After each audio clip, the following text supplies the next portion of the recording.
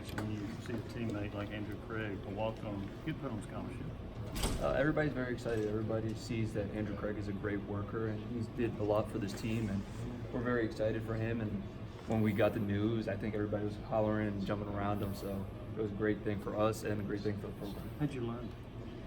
Coach Pruitt just told everybody it was out of nowhere, and we were just like, whoa, that just happened. So it was great for him, and it's definitely great for his family. His family's big Tennessee people, and we're happy that he's now on scholarship and one of us right now. This offense didn't do particularly well against Group of 5 opponents last year. How much do you think of this as an opportunity to kind of show how far y'all have come during this offseason playing another Group of 5 team this start?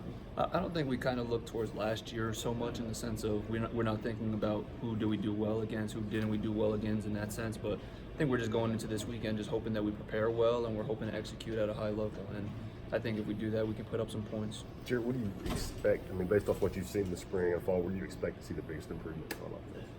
The biggest improvement, all around team speed. I think that we're a lot faster. I think that we're smarter as an offense as well. So I hope to see less maze on the field and less maze on the tape on Sunday. How much are things different with Coach Chaney and when you're game planning and putting in a game plan for a week as opposed to installing and kind of just going over what you've installed and all that kind of stuff? Very different. He really gets deep down into the details. Even on the whole last week, we had the chance to actually start looking at them and starting to prepare. But going into that, he really deeps down into those things, and he really elaborates on what he thinks and what he feels that we should be doing on the field. And whenever we're watching tape, he's able to put in input on how to get better. So that's really about it. I know Coach Pruitt talked about running backs and put some balls on the ground and some scrimmages. Do you feel like as you guys have kind of gotten away from camp and started focusing on Georgia State, that when y'all went to team a little bit, that you guys have cleaned some of that stuff up?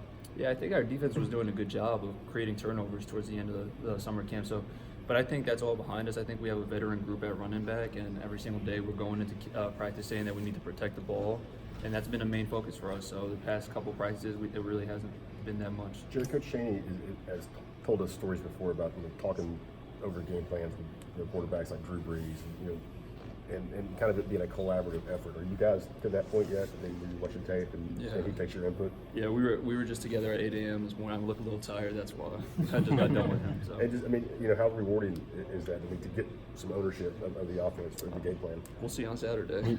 He's talked about how quarterbacks in the past have said if he puts a play in that you don't like or the quarterback doesn't like, if you let him know, he'll take it out. Have you had any kind of interactions? Happened today.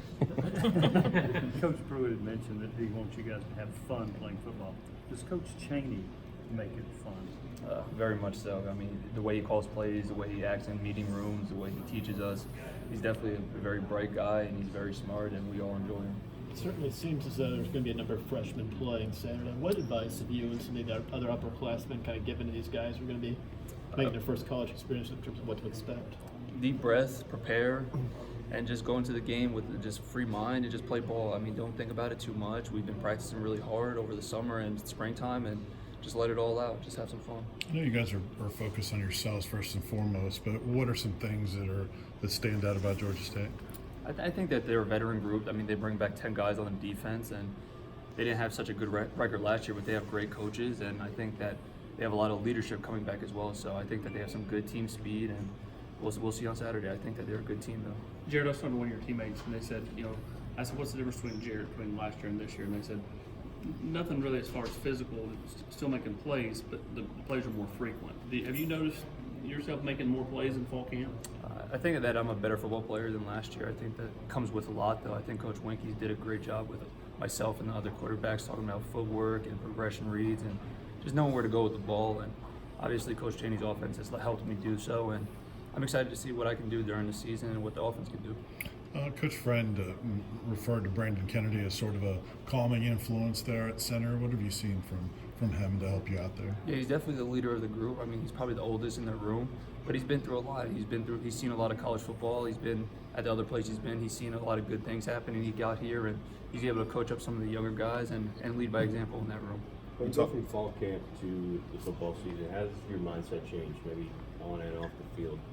Fall camp is and during fall camp I start to really focus on myself and look at different things that I can do better, and then as the season goes on and on, you start looking at the opponent, start looking at their tape, third down, second downs, first downs, what they do, what type of pressures.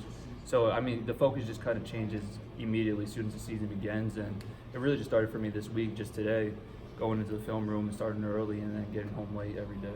Similarly, like physically, when you go from the grind to fall camp to trying to prepare yourself for being in the best shape possible, feeling the best on Saturday, what's that like? Yeah, I mean, just starting this week, as I said, we had a lot of hot tubs, cold tubs, massages, doing different things, stretching, and just being able to get ready for myself Saturday mentally and physically.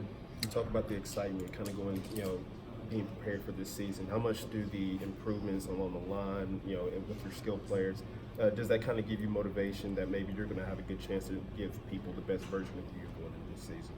I think that this is a first, and I'm very excited for that. I think that the guys around me are a lot better players, and I think I'm a lot better player. So we'll see during the course of the year, but I'm very excited initially, and I think that it'll be a good year for us.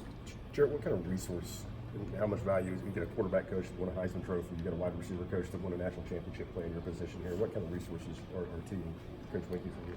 Huge. I mean, I was just in Coach T's office yesterday just talking to him about some of the stuff he did at USC and different pass concepts and just talking about his time here. Again, I mean, we always do that and we're always talking about how he had success. And Coach Winkie, I'm with him 24/7 and I get the opportunity to talk to him about his playing experiences and what he sees on the field, what I can do better at. And those two guys are very reliable and I'm thankful that they're here. Hey, take us inside your helmet, what you're like before a game. Like, what's your level of nerves? Is it a positive nervous energy?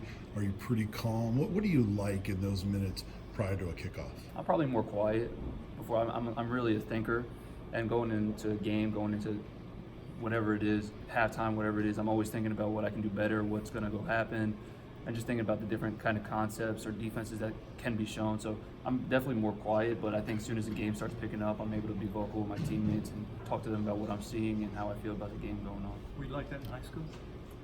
I was probably a little bit more fiery in high school, but things a little bit changed. What changed? Why did that change? I don't know. I think I got a little bit more mature.